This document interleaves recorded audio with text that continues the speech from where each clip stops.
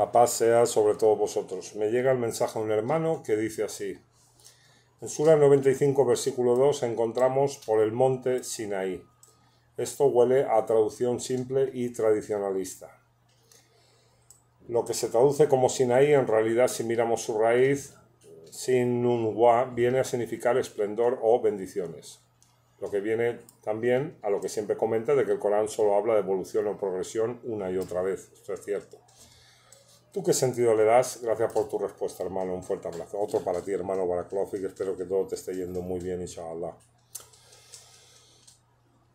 El significado que das a Sin Nun Wa como esplendor o bendiciones aparece en los léxicos como el sentido que tiene en etíope, en la lengua etíope, que se señala como un préstamo que los árabes toman de esa lengua. Entonces en etíope sí tiene este sentido de esplendor o bendición. Luego también hay gente que lo entiende como el singular del término siniyatun, que es un tipo de árbol. Entonces, claro, lo que ocurre es que esta raíz de sin nun wa existe en árabe, y creo que cuando una raíz existe en la lengua árabe tenemos que ir a buscar ahí el sentido, no tomar cualquier otra perspectiva sobre el significado que pueda tener. Si está en árabe, tenemos que coger la raíz en árabe.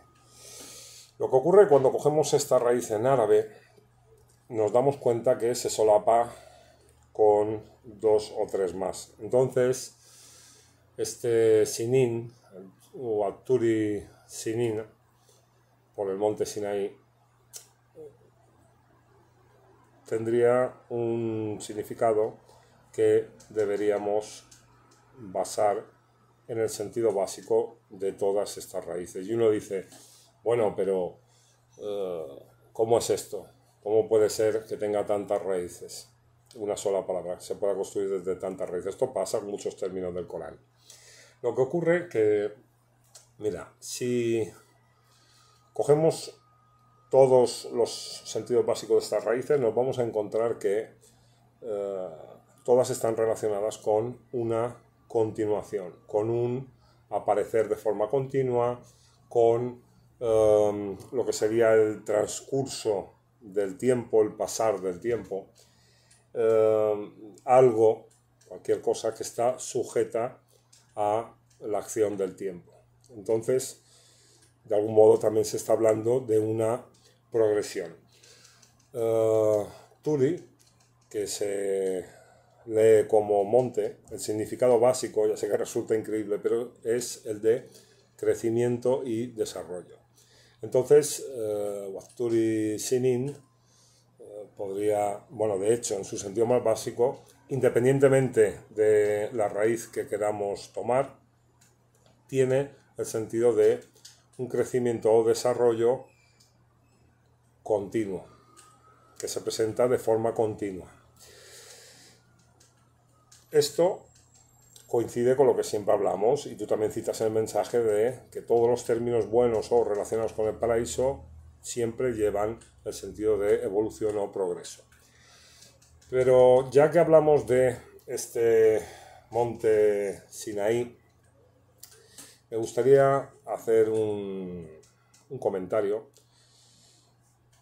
que, bueno, mucha gente entiende el Corán como una continuación de la Biblia. Sí, lo entiende como una continuación de la Biblia, porque interpreta todo basándose en los conceptos que aparecen en la tradición judeocristiana.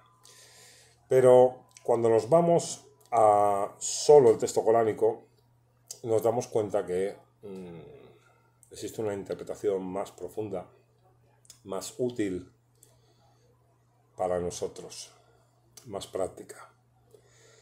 El supuesto lugar donde ocurre toda la historia de Moisés, que él llega allí para sacar a los hijos de Israel, es Egipto. La figura del malo es Faraón. Lo que ocurre es que cuando nos vamos al a los estudios. Y mira que del antiguo Egipto se sabe hasta la manera que iban al baño esta gente. Vemos que allí no aparece ningún tipo de referencia sobre Musa y sobre la salida que hace con los hijos de Israel. ¿Qué significa esto? Que es muy extraño que con todo el dinero que Israel se ha gastado en buscar pruebas del origen de ese judaísmo a partir de Moisés y ubicando la búsqueda en Egipto, pues es curioso que no se haya encontrado absolutamente nada. Y yo con esto entiendo, y es mi punto de vista, que toda la información que aporta tanto la Torá como la Biblia, pues sabemos que está mezclada con anotaciones y con palabras humanas, pero la diferencia con el Corán es que se nos detallan tantas cosas que son contradictorias, tantos temas que la ciencia ya ha descartado por completo, que resulta a veces,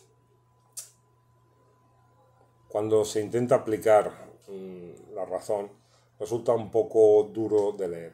Sin embargo, cuando estudiamos el Corán vemos que todos estos detalles no aparecen en ningún momento, y esto, desde mi punto de vista, lo que nos enseña es que tenemos que agarrarnos a la esencia y leer, estudiar de forma práctica la escritura. El Corán nos trae enseñanzas morales, nos trae principios básicos, y como el hombre no ha metido mano en el texto, lo vemos extremadamente simplificado, lo leemos, vemos que no aparecen detalles prácticamente de ningún tipo. Yo no sé si ocurrió la historia de Musa en lo que entendemos hoy como Egipto. Posiblemente no, porque si no, el Corán nos dice que a partir de ahí Faraón y su gente pues acabaron destruidos y hubiera quedado vestigios o pruebas de aquel suceso, y no hay nada.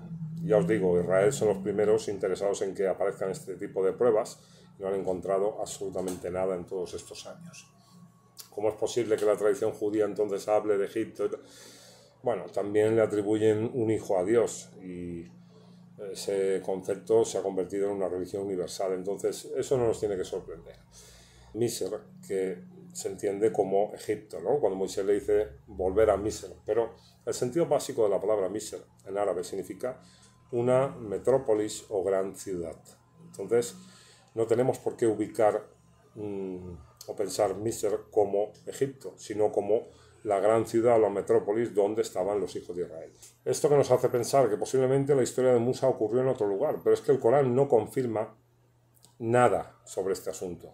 Y uno piensa también, a mí qué me importa dónde ocurrió, si ocurrió en Egipto o en Jordania o en Irak o en otro lugar la historia. No lo sabemos, no lo vamos a saber, y tampoco nos importa. Lo mismo que ir a buscar el arca de Noé, al monte Judi, ir a buscar el arca de la alianza de los hijos de Israel. Todo esto ni nos importa ni nos hace falta para mejorar como musulmanes.